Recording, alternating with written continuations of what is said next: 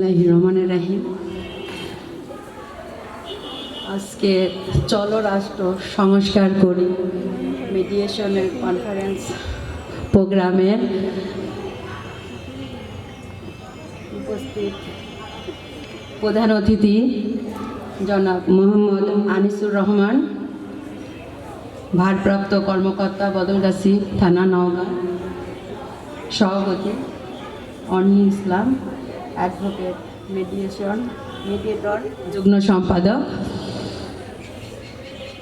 এবং মঞ্চে উপবিষ্ট আরও অন্যান্য সম্মানিত ব্যক্তিবর্গ, আমার সামনে উপবিষ্ট বিভিন্ন স্কুল কলেজ থেকে আগত শিক্ষার্থীবৃন্দ, সবাইকে জানাই সালাম, আসসালামু আলাইকুম। আসলে এই প্রোগ্রামের ঠিক মাঝ পর্যায়ে এসেছি আমি, যার কারণে বিষয়টা নিয়ে একটু গভীরভাবে চিন্তা করা দরকার। তবে আমি পরবর্তীতে যতটুকু অনুমান করেছি বিষয় সম্পর্কে, যে আমরা নারী, আমাদের সব জায়গায় নিজস্ব একটা ক্ষমতা থাকা, নিজস্ব স্বাধীনতা থাকা উচিত। সেটা আমরা যে পর্যায়েই থাকি না কেন, নিজের অধিকার বোধকে সব জায়গায় ছিনিয়ে আনতে হবে। আর আমি একজন শিক্ষকতা পেশার সাথে যেহেতু জড়িত আছি, আমি অনেক শিক্ষার্থীদের সাথে কথা বলার সুযোগ পাই। সেক্ষেত্রে আমি আমার শিক্ষার্থীকে বরাবরই বলি যে আমি মেয়ে, আমি কালো না সুন্দর সেটা আমার বড় পরিচয় নয়। আল্লাহ তাআলা যেহেতু আমাকে একজন শ্রেষ্ঠ জীব হিসেবে এই পৃথিবীতে তৈরি করে পাঠিয়েছেন, আমারও কিছু দায়িত্ববোধ আছে। আর সেই দায়িত্ববোধের কারণে আমি আমার শিক্ষার্থীদেরকে এই উপদেশটাই দিই যে তোমরা যেখানেই থাকো নিজের অধিকারকে প্রতিষ্ঠিত করার চেষ্টা করবা, নিজের অবস্থানে থেকে। আমরা একটা রাষ্ট্রের রয়েছি, প্রথমত আমাদের সেই রাষ্ট্রের রাষ্ট্রতে আমাদের যে 4টা উপাদান রয়েছে, সেই উপাদান নিয়ে আমাদের অবশ্যই নিজেদের ধারণা নিতে হবে। কারণ রাষ্ট্র তো এমনি এমনি কোথাও গড়ে উঠতে পারে না। রাষ্ট্র গড়ে উঠতে গেলে তার নির্দিষ্ট জনসমষ্টি, নির্দিষ্ট ভূখণ্ড, সরকার এবং সার্বভৌমত্ব, এই 4টি উপাদান সংমিশ্রণে। তো রাষ্ট্রের উপাদান, সর্বোচ্চ উপাদানই কিন্তু আমাদের সার্বভৌমত্ব, যেটা হচ্ছে রাষ্ট্রের সর্বোচ্চ ক্ষমতা, সরকারের সর্বোচ্চ ক্ষমতা।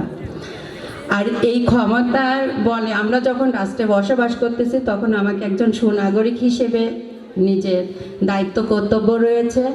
আমি যেমন রাষ্ট্রকে কিছু দিব এবং রাষ্ট্রর কাছ থেকে আমি কিছু গ্রহণ করব।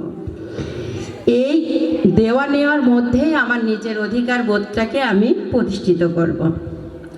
আমি এই জন্য সকল শিক্ষার্থী এবং সবাইকে বলবো যে তোমরাও এই বোধটা তৈরি করবে।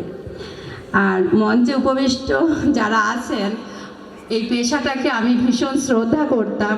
ছোটবেলা থেকে আমার স্বপ্নও ছিল যে আমি ভবিষ্যতে উকালতি পড়ব, কিন্তু যাই হোক কোনো কারণবশত হয়তো সেই জায়গায় আমি পৌঁছাতে পারিনি। তবে এখন কোনো না কোনো পেশার সাথে জড়িত আছি, আর শিক্ষার্থীদের মাঝে এই কথাগুলো যে বলতে পারি, এজন্য আমি নিজেকে সত্যি আল্লাহ তাআলার কাছে আমি ভাগ্যবতী মনে করি যে আমার চেষ্টা ছিল কিছু একটা করব। হয়তোবা আমি ছোট হইলেও কোথাও আসছি, এবং সে জায়গা থেকেই নিজের অবস্থানে থেকে মেয়েদেরকে আগ্রহী করে তোলার জন্য চেষ্টা করি। আমার শিক্ষার্থীরা সামনে আছে, তারা নিজেরাও হয়তো আমার কথায় বুঝতে পারবে যে আমি তাদেরকে কতটুকু নিজের অবস্থান তৈরি করার চেষ্টা করি। আর নাগরিক সমাজ, একটা মেয়ে যখন তার অবস্থানে থাকে, সে কিন্তু অনেকগুলো অবস্থান নিয়ে থাকে। প্রথমত থাকে সে তার বাবা মার কাছে একটা সন্তান হিসেবে, একটা কন্যা সন্তান হিসেবে। সেখানে নানা প্রতিকূলতা থাকে, ছেলে সন্তান মেয়ে সন্তানের বাধা বিপত্তি। কিন্তু আমি আমার পরিবারে এমনভাবেই বড় হয়েছি, কখনো এই বাধার সাথে আমি সম্মুখীন হইনি। সবসময় ভাবতাম, আমার বাবাও ছিলেন একজন ডাক্তার, তার ইচ্ছা ছিল শিক্ষা। আমাদেরকে ওইভাবেই তিনি প্রতিষ্ঠিত করেছেন এবং আমরা এই বাধাগুলো মানে পাড়ি দিয়ে নিজের অবস্থানে সবাই চলে আসছি। এটাই অনেক বড় পাওয়া পরিবার থেকে।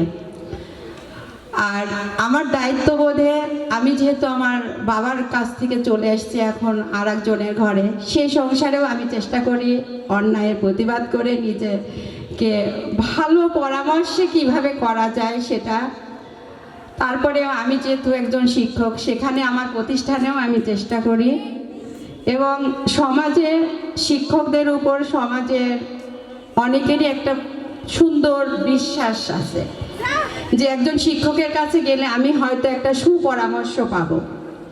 এই ক্ষেত্রে আমি আমার স্কুলের মেয়েদেরকে যখন বাল্যবিবাহ, বিশেষ করে বাল্যবিবাহ কথা বলে তখন, তারপরে যৌতুকের কথা বলে বিয়ে দেওয়া হয়, তখন আমি তাদেরকে, অভিভাবকদেরকে অবশ্যই বোঝানোর চেষ্টা করি যে আপনার মেয়েটা ভালো আছে, আপনি একটু তাকে পড়ান, আর একটু হলেও যে খরচটা দিয়ে আপনি যৌতুক দিয়ে বিয়ে দিবেন সে খরচটা যদি ওর পিছে ব্যয় করেন, ও হয়তো এক সময় ভালো একটা জায়গায় যেতে পারবে, ওর নিজস্ব দায়িত্ববোধ নিয়ে ও চলতে পারবে। অন্তত এইটুকু সুযোগ আপনার মেয়েকে আপনি করে দেখানোর চেষ্টা করেন, বাবা মা হিসাবে এটা আপনার দায়িত্ব।